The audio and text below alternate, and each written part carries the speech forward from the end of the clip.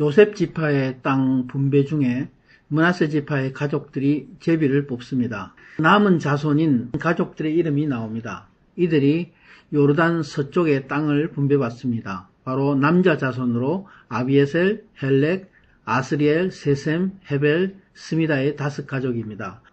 근데 길앗은 이미 요르단 동부의 땅 바산과 길앗을 받았습니다. 길앗은 므낫세의 장자인 마길의 아들이죠. 근데 길앗의 손자인 슬로보앗은 아들이 없고 딸만 5입니다. 그들의 이름은 말라와 누아와 호글라와 밀가와 디르사입니다. 이들이 민수기 27장에 모세를 통해서 하나님께서 그들에게 이미 땅을 약속하였습니다. 이제 이들이 제사장 엘라살과 요수아에게 나와서 약속받은 그 산업의 땅을 구함으로 분배받게 됩니다. 이렇게 므낫세의 남은 자손 남자와 여자 가족 10분깃이 배당되게 됩니다. 17장 전반부는 슬로보와 딸들의 모습에서 하나님에 대한 간절한 믿음의 열망을 보게 됩니다. 하나님의 약속의 말씀을 믿고 마땅히 구해야 할 것을 구하는 것이죠. 가나안 땅은 하나님이 주시는 축복의 땅입니다.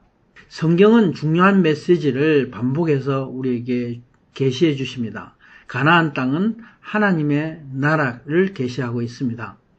하나님이 우리 믿는 자에게 주신 산업과 사명이 있는데 우리는 하나님이 주시는 산업을 믿음으로 지키고 반드시 차지하고 누려야 하는 것입니다. 성경은 하나님의 약속의 말씀을 믿고 믿음대로 사는 자들에 대한 축복의 메시지인 것입니다. 스스로 교만한 사람은 이 땅에 욕망의 삶을 사는 사람입니다. 하나님 앞에 교만한 자이죠. 믿음이 없으므로 하나님 나라에 대한 소망이 당연히 없습니다. 그러나 슬로보앗의 딸들은 하나님의 나라에 대한 믿음과 소망이 있었습니다. 하나님의 백성이 하나님 나라에 대한 소망이 없다면, 하나님 나라의 가치를 모른다면 그 나라에 들어갈 자격이 없죠.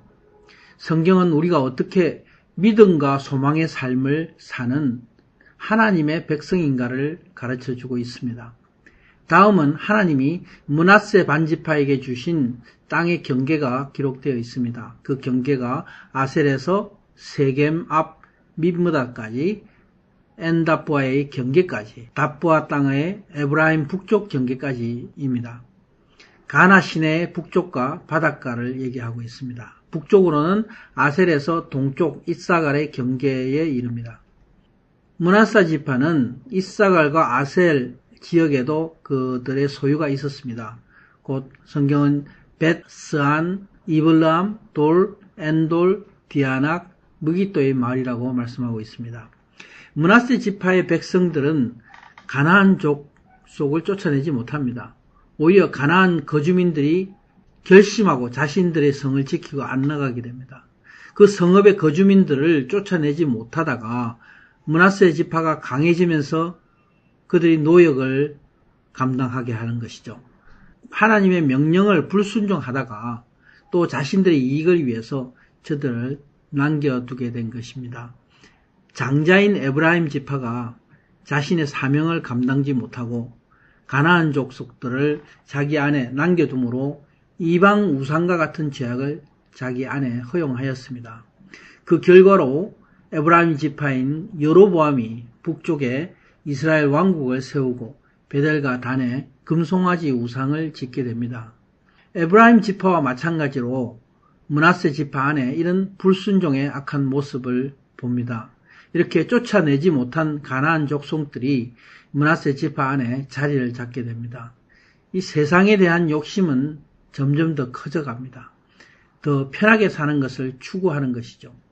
므낫세 지파는 요르단강 동쪽 서쪽으로 가장 좋은 땅을 받았지만 가장 많이 불평하는 지파가 됩니다.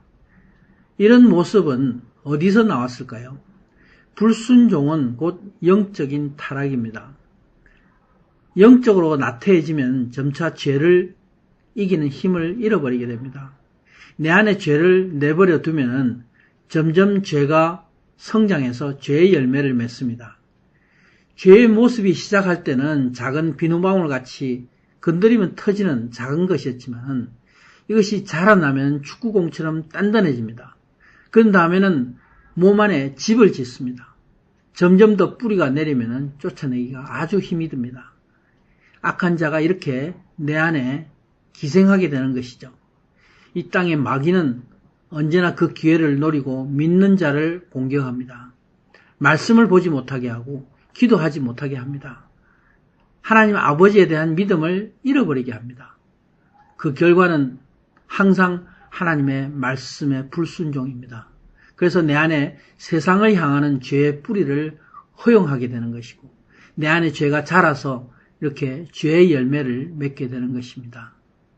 주님, 나는 내 안에 불순종의 죄가 자라지 않기를 원합니다. 오직 하나님의 말씀에 순종하기 원합니다. 아멘.